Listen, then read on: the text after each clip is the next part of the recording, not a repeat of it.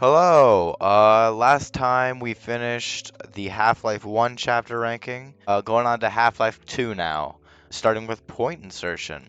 Um, Point insertion is a great intro to the game. Uh, the environment and architecture of City 17 is gorgeous and uh, kind of mystical in a way.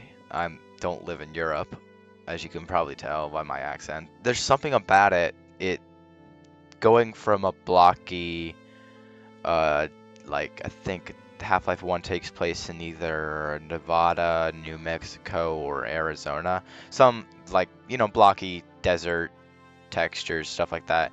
You don't ever really get to see like a city or kind of complex architecture.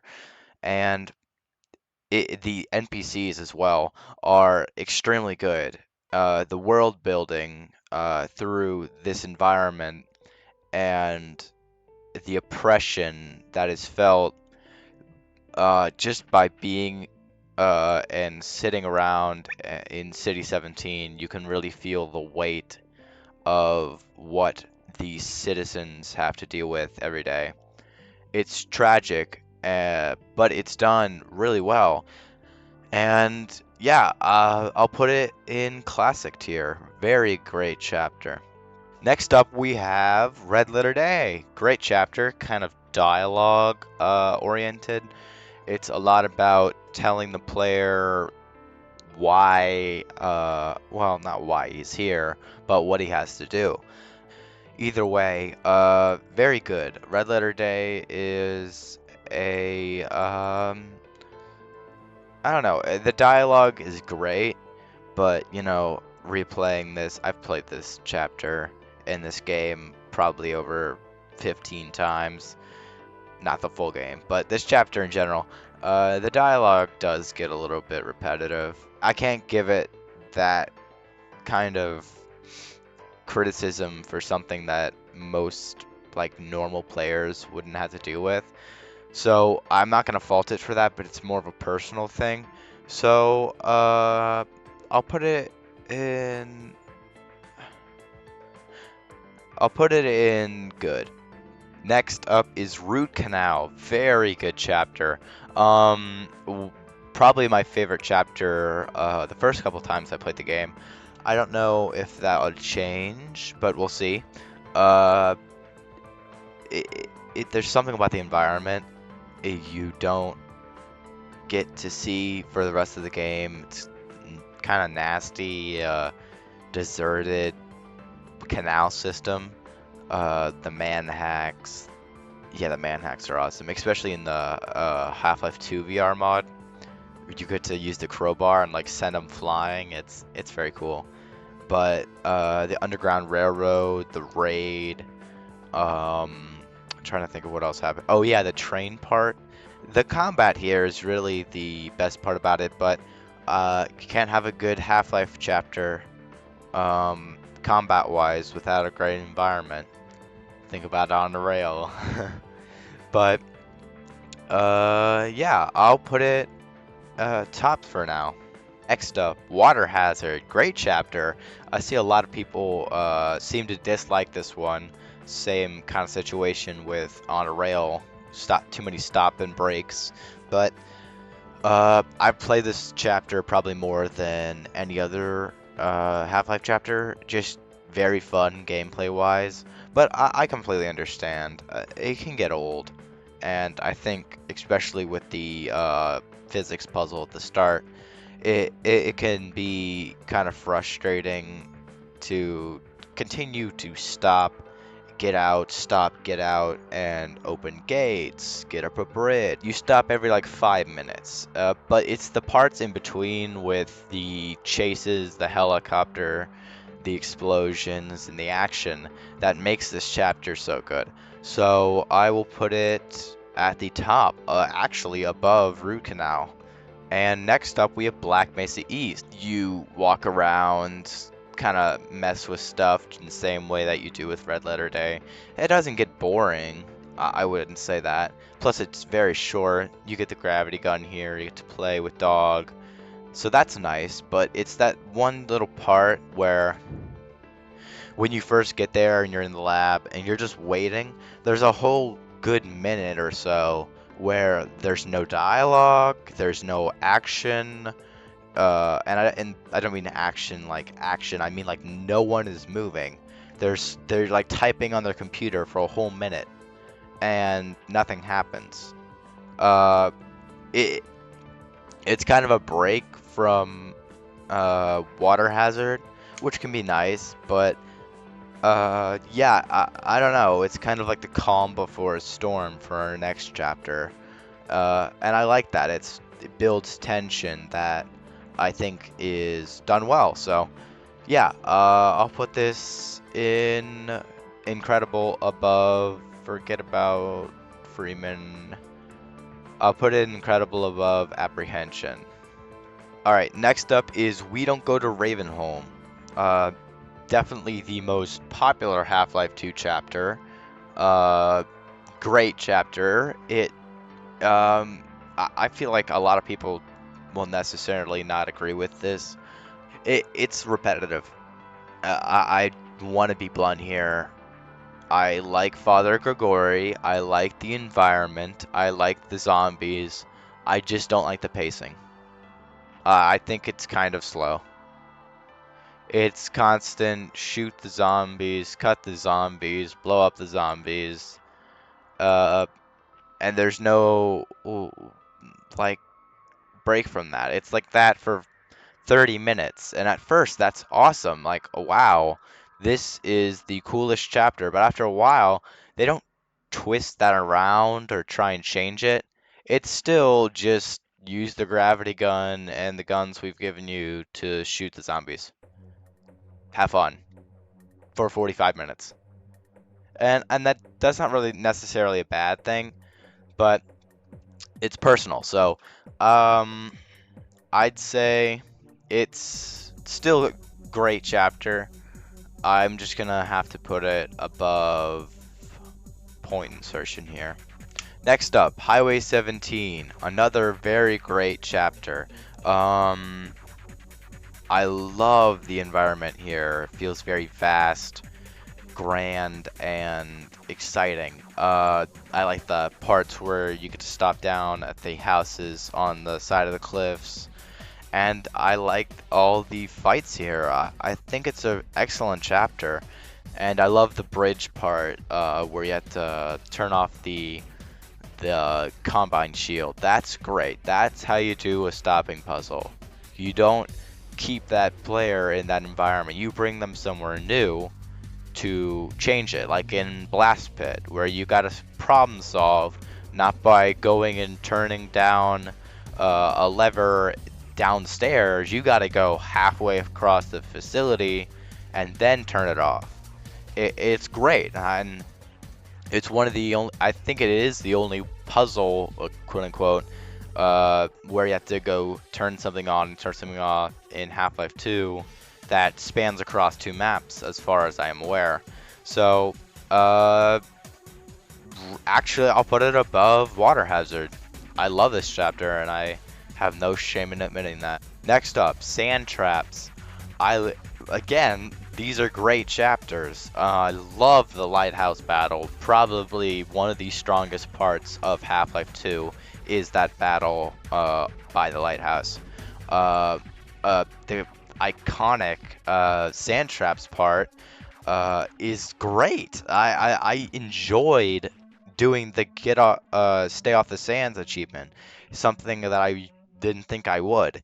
Yeah, storming Nova Prospect has a feeling of power, and you are pushing and starting this revolution with an enemy that you were trying to avoid mere minutes ago. It is genius, and I love it. And I feel like a lot of people dislike this chapter, and I don't know why. It can be a bit frustrating, but it's not like you're obligated not to touch the sand. You're gonna make a mistake. Unless you're trying to go for 100% perfection, I don't get why you're being crabby about that. So I don't get it. Maybe it's the pacing, but for me, this is a great chapter. I will put it above surface tension. Next up, Nova Prospect. Uh, Taking the idea from Sand Traps and continuing it. Great environment. I love playing with the Antlion. Sorry, forgot the name there for a second. It's great. I love the gameplay in this. That's the best part about it. Really does change around the rest of the game and makes it feel more up close and personal. And Highway 17, Root Canal, not really Root Canal, Highway 17 Water Hazard. It's you in this vast environment against the Combine. But in Nova Prospect, you're just in like a prison, like a high-scale prison, and I don't know. There's something about the environment of Nova Prospect that kind of brings me back to Half-Life 1, where the facility feels like it's crumbling. It's about to reach its breaking point. The Antlions, me, or Gordon Freeman, not me personally. Gordon Freeman walking through the facility and bringing terror with him. He's rushing and raiding, and the Combine can do nothing to stop him. And that's just such an interesting concept. You've been oppressed and in danger this entire chapter or in game so far, and now you get to push back and rebel. I'm gonna be honest, I wish there were some citizens in this chapter, because it is a prison. I'm sure there's some lore to explain why there aren't. Maybe they got pushed out or something like that, or it is just a base of operation for the Combine. But that'd be kind of cool if it was like a Follow Freeman kind of thing.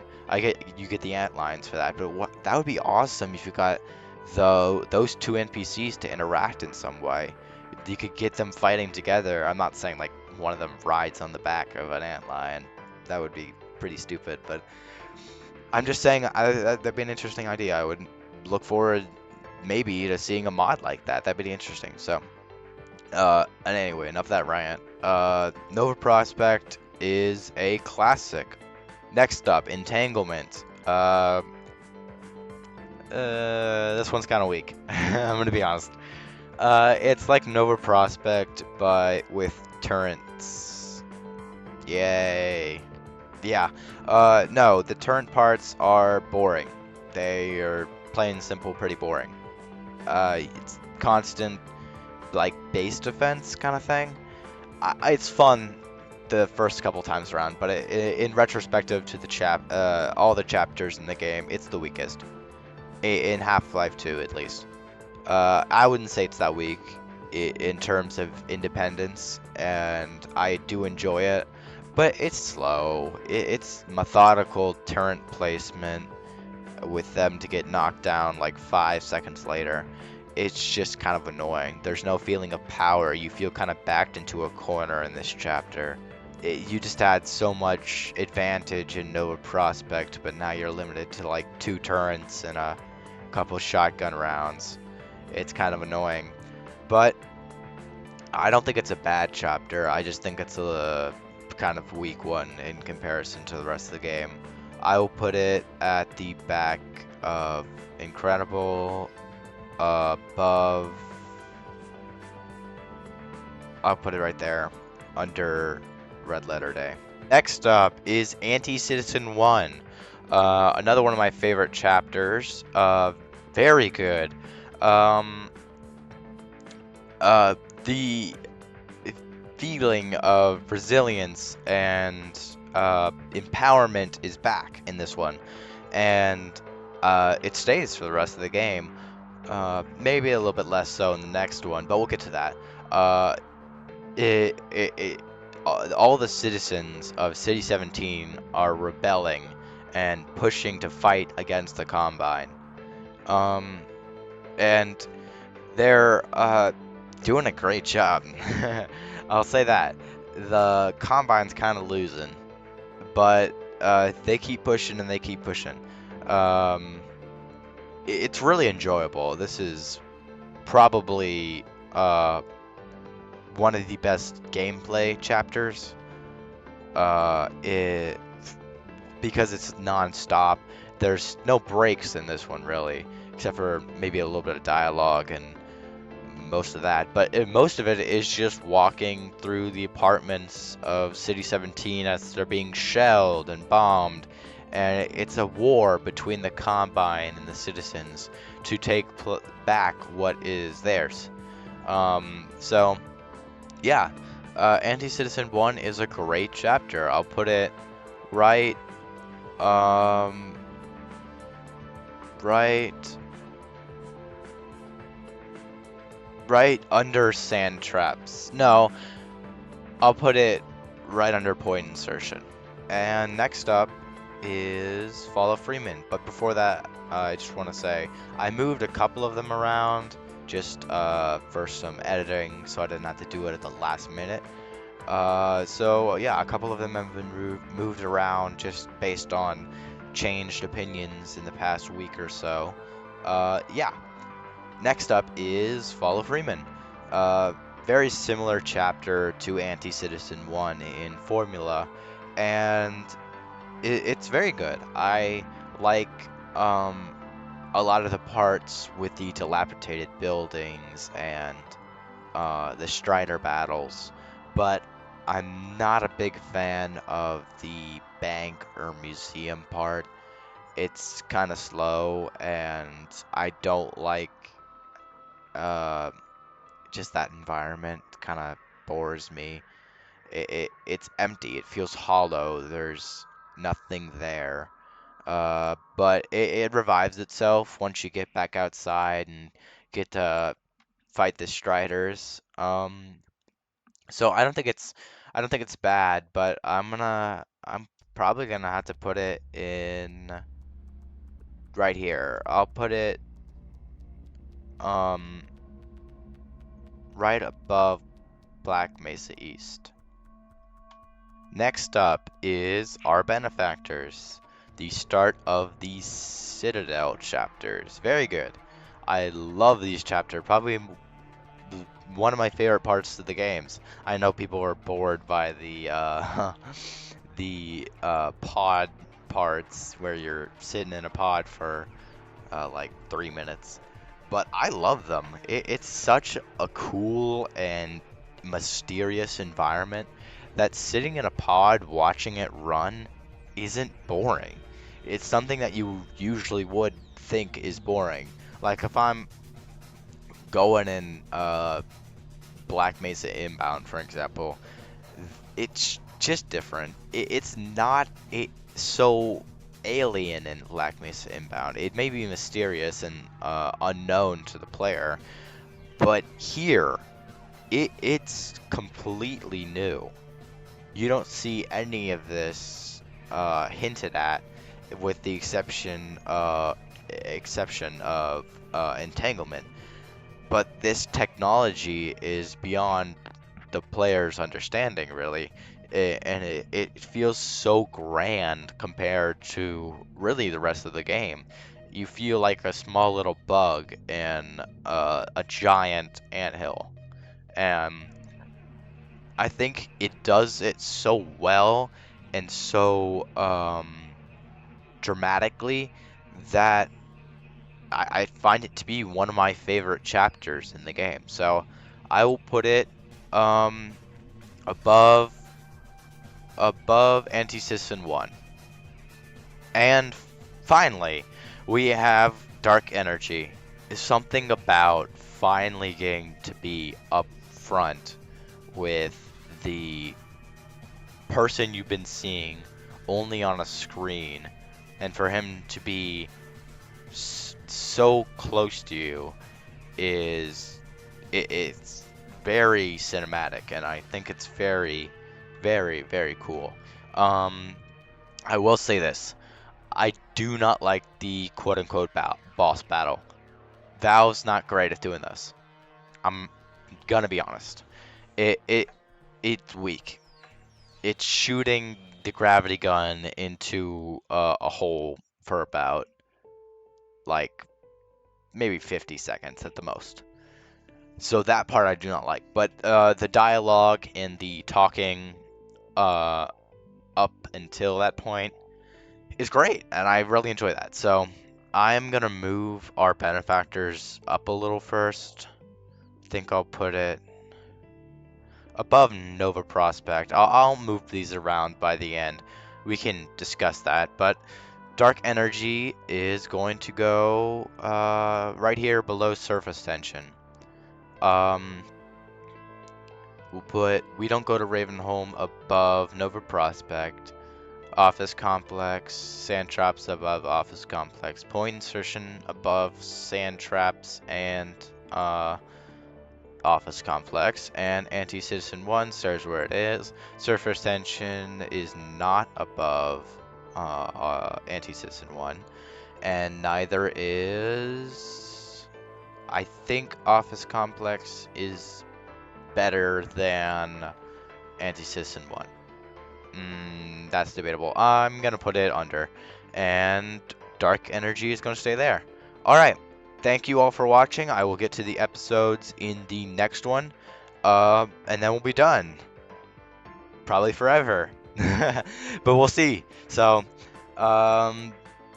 thank you. I have not finished Half-Life Alyx, so if and when I do, I will see if there's a tier list I can do on that, and I can possibly do that if y'all want to. So have a great day. Thank y'all for watching, and bye.